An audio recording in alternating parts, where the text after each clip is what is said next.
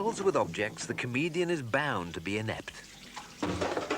In order for funny things to happen, he must constantly make mistakes, and he must constantly be susceptible to accidents. Although he is clumsy and inept, the physical comedian is very tenacious. He keeps on doing things long after the point where the normal person would have given up.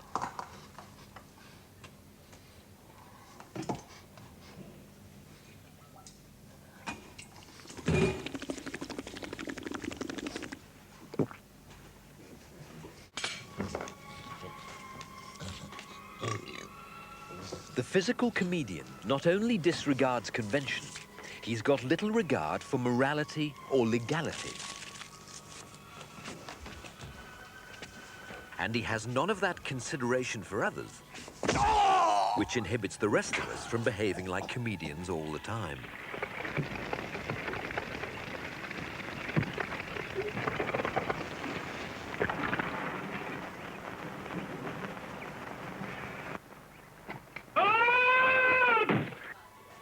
Now let's see what happens if we swap it around, so that Kevin becomes the waiter and Mr. Driscoll becomes the customer. Since waiters are supposed to be polite, hard-working and competent, the comedian can't go far wrong if he is rude, lazy and useless. If he were to conform to social expectations, he wouldn't be funny anymore. One way or another, the physical comedian has got to be a threat to decent and respectable people.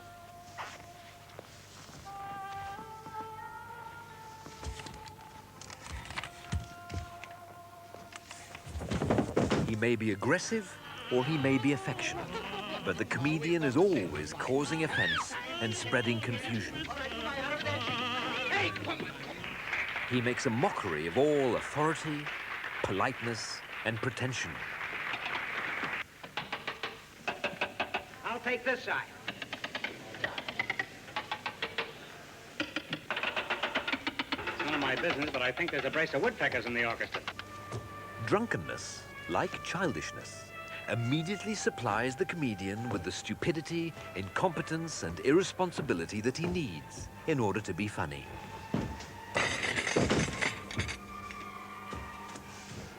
The physical comedian is certainly no match for the verbal kind when it comes to flashes of searing insight.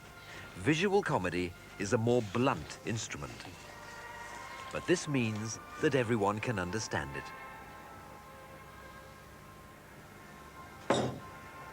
Most of the time, you only have to be human to get the joke. Since he is such a maladjusted outsider, the physical comedian finds it hard to form normal human relationships. With women, he's bound to get it all wrong. Let's have a look at 3 different approaches from the comedian's manual of sexual relationships. This first one we'll call the romantic approach. His emotional age zooms up from childhood to early adolescence. This leads us straight into the comedy of embarrassment, as all his efforts to appear impressive are bound to come to grief. Nice party. Sorry? I say nice party.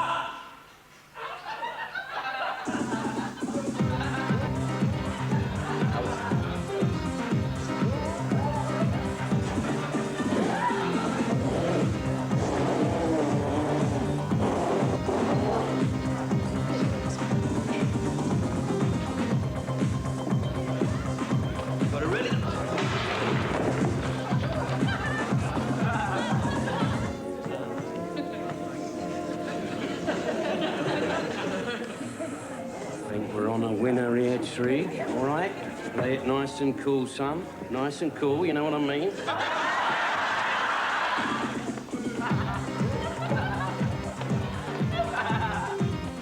A second possibility is the direct approach. The comedian simply ignores all codes of proper behavior and acts immediately on his desires.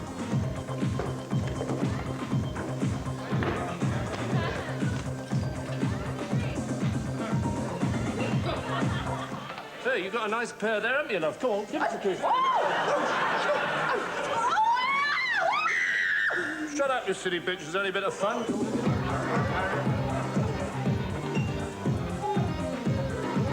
The third possibility we might call the startled virgin. This one depends, first of all, on the comedy of role reversal, with the woman as the sexual aggressor, while the comedian is impossibly innocent. He remains a bewildered child masquerading as an adult.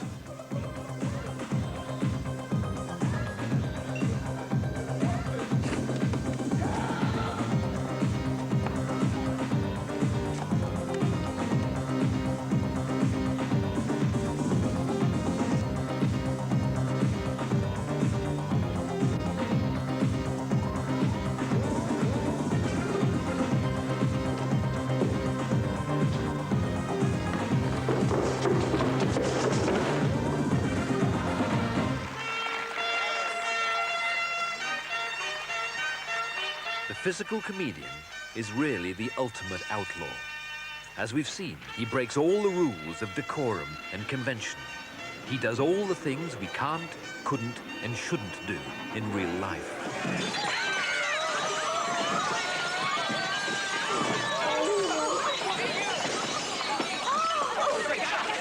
You can't break the rules without getting into trouble. And consequently, the physical comedian is suffering most of the time. He is an eternal victim, subject to constant hostility from all quarters.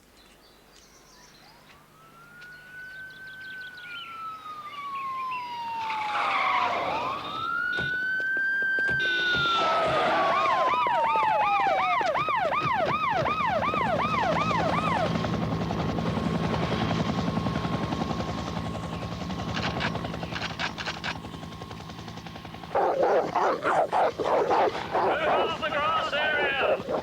Do not attempt to resist! Move off the grass! You're surrounded!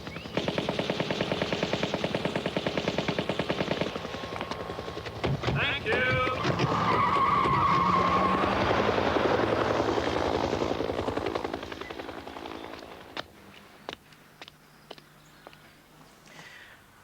Well, that's about it. I think we're finished with Kevin now, so I'd just like to make one final point.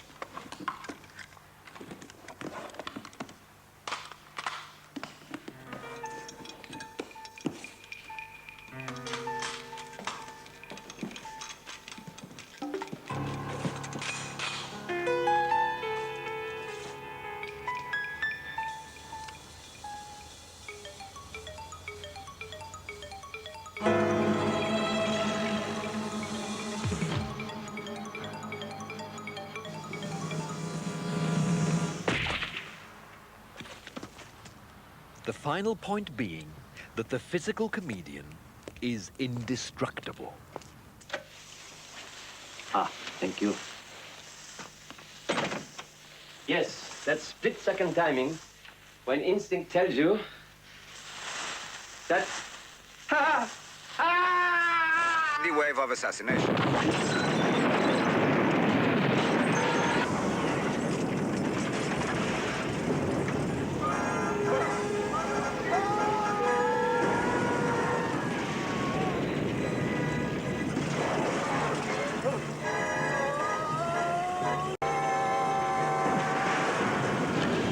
Whatever the odds against him, the comedian always survives to walk away at the end of the story.